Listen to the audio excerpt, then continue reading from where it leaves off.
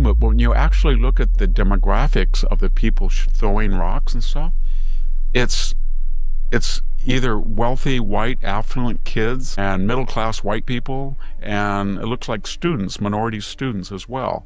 And you look at the people who are trying to enforce the law, they are multiracial. So it's kind of a class thing where we, the elite and the educated, are championing the illegal, and the people in between, the middle class, heck with them. But there is not a mass spontaneous protest of 300,000 Hispanics taking the street.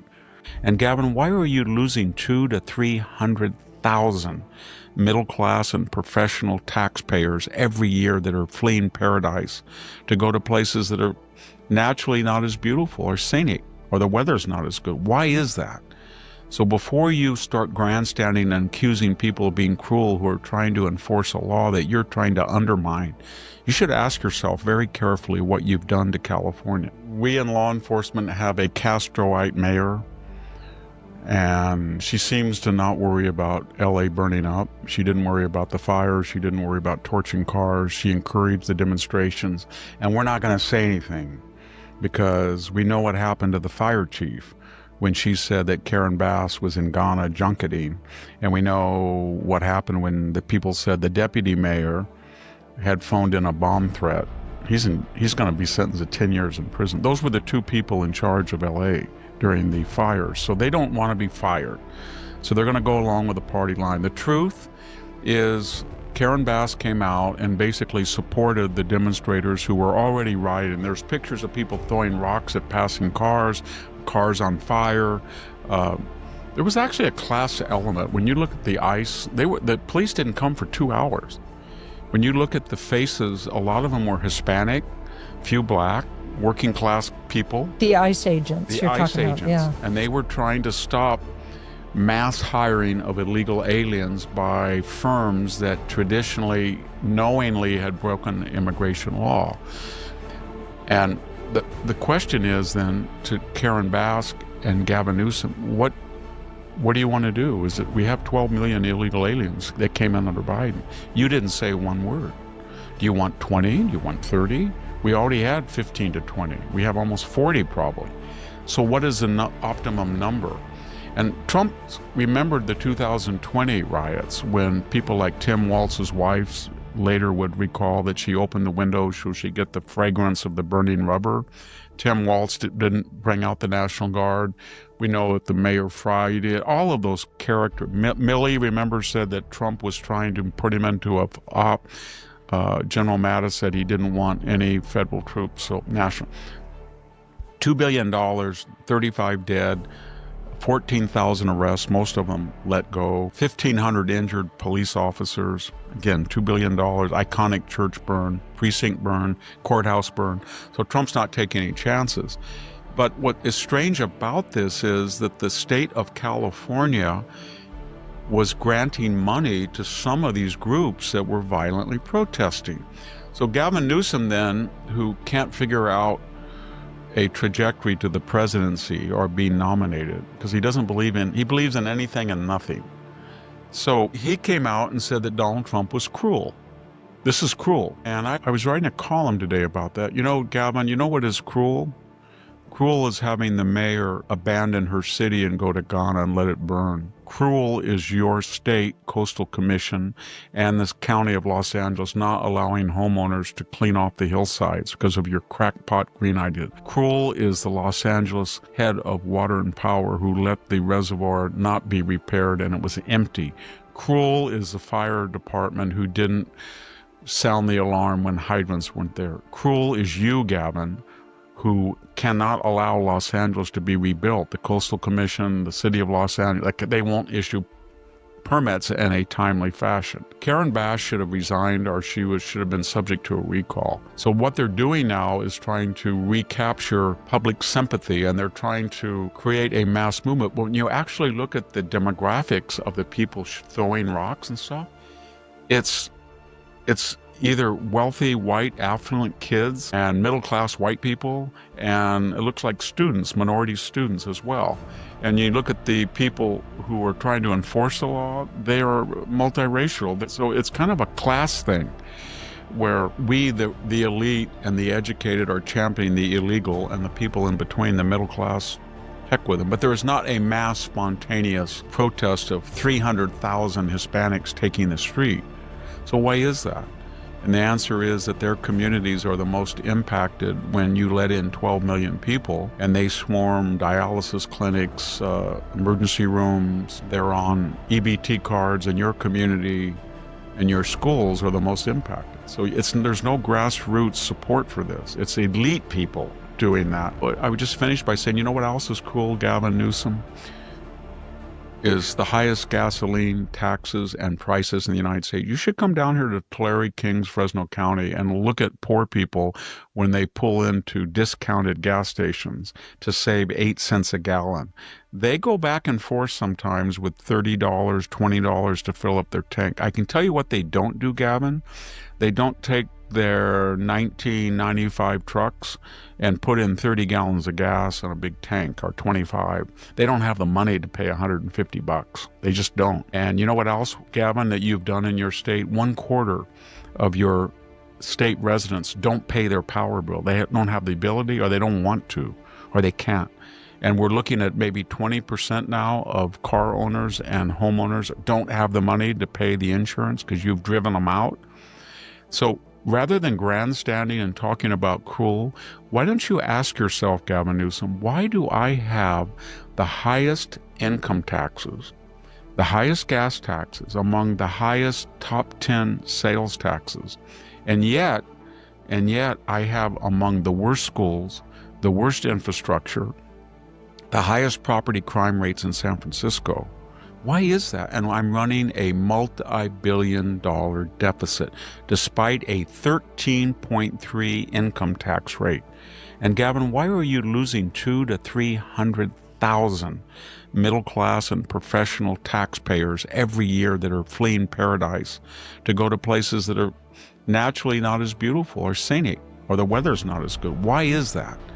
So before you start grandstanding and accusing people of being cruel who are trying to enforce a law that you're trying to undermine, you should ask yourself very carefully what you've done to California. And I can tell you the answer, what it is.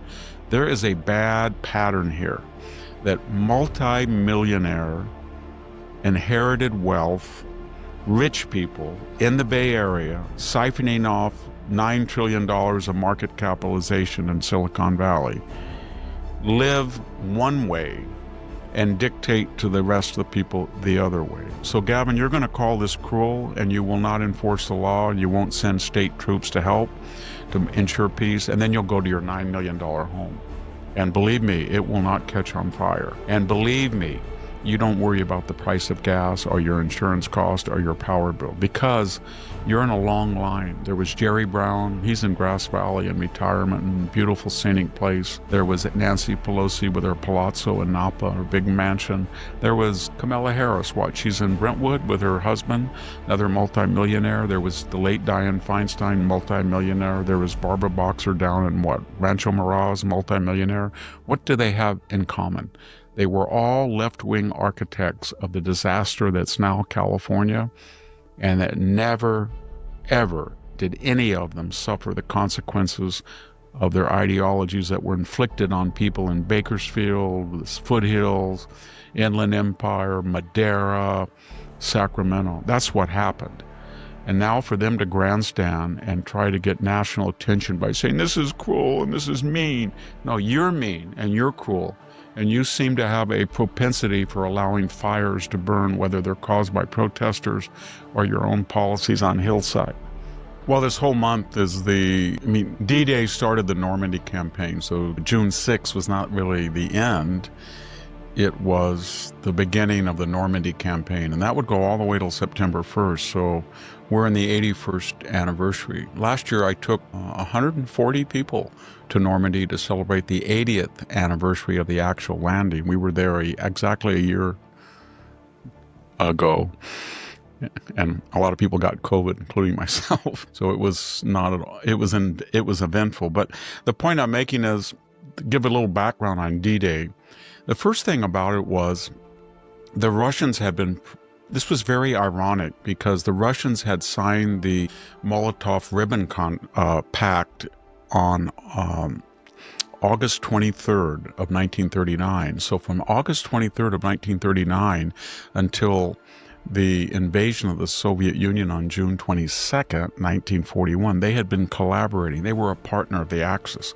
Then they're invaded, and immediately they turned to help from the Anglo-Americans. Britain was in the war. We were not yet. We wouldn't be for another 6 months. But here's my point. As soon as they got in, the Russian discovered that there was no second front. We were not in the war yet, so Britain was the only Western power that was opposed to the Germans, and the Blitz had failed to knock them out of the war, but there was no way that Britain could go into Europe. They were fighting in North Africa, but as far as the Russians were concerned, they had the whole power of the Wehrmacht, 3.5 million people, and they were desperate. They were going to go on to lose 20 million people. So they wanted a second front immediately. So then when we got into the war on December 10th, 11th, they said immediately to us, we want help. We had already been giving them help as a non-belligerent, but the British and the Americans supplied 25% of their wherewithal in the war. But second front, second front, second front, second front. And so the Americans came into the war in January, and they hadn't been fighting. Their army had been just 2 years earlier the size of Portugal's. The British said to us, be very careful. Do not go in and daylight bomb the European continent without fighter escort. We tried, it does not work. Your precision Norden bomb sight will not be effective. You may call the B-17 the Flying Fortress. It cannot stop the new F-190 that we hear about, even the Bf-109 diving down at 400 miles an hour. More importantly, do not think you're going to invade the mainland immediately. And we said, well, that's how we won World War I. We declared war on World War I in April, and by July we had 15,000 Americans, and by the end of the next year we had put 1 million Americans, and we were all ready to go by late 1918, and the war was over within 5 months. And that's what we're going to do. We're going to get this huge army, and we're going to land. And then the British said, we tried that at the Dieppe raid. In August of 1942, we landed on the coast of France with 10,000, and we sent all of our squad, not all, but we sent huge amounts of Supermarines, Spitfire fighters, Hurricanes. We had naval superiority, and guess what? 63% casualties. It was mostly a Canadian tragic operation, and over 5,000 were dead, wounded, missing, or captured. And the Germans were just ecstatic. Hitler said, we don't have to worry that they'll ever invade. So we were pressing. So then the British said, well, we're already fighting in North Africa. Land in North Africa, and then we'll meet you. Montgomery will meet Patton. And then when we did that, they said, now let's go into Sicily. And we did. And then they said, now let's go in September of 1943 into Italy. We'll go into the soft, but let's please not go into the continent, because we're afraid that we don't have enough wherewithal to do it. Meanwhile, the Russians goes, land on the continent, take the troops away from Italy's not enough, Sicily's not enough, North Africa. Stop this Wehrmacht from slaughtering us. And we didn't want to, the British didn't want to do it. We were trying to get the war over as quickly as possible. It's about 800 miles from the coast into Berlin. And at that time, the Soviet army was about 900 miles away. And everybody thought this will go on forever, because they are right next to their factories and supplies, the Soviets, and we are 3,000 miles away. So how can we land on and so there was a big argument. And finally we promised in Tehran, we said to Stalin, okay, in May of 1944, we will pull troops and resources out of Italy and southern France, and they had a plan to go in Operation Anvil into southern France as well. And they did. And they said, we will go in there. And then some Americans said, the Hap Arnold said, hey, we already have a second front. It's called bombing. We've lost thousands of airmen, but we are starting to achieve real results. And Stalin said, no, you're in league with Hitler. He was the one that had been in league with Hitler. So finally that pressure coalesced and we had to invade. And then it was the largest amphibious, it was billed as the largest amphibious operation in history. The Roman army that went to Carthage in the Second Punic War was about 80,000 amphibious landing. You could make the argument that Xerxes had about 250,000. that came by land and sea, but it was not an amphibious landing entirely. So we landed over a 48-hour period about 200,000, maybe 170 on D-Day alone. 4,400 Americans, Canadians, and mostly Americans were killed, and probably 6,000 to 7,000 were wounded or missing.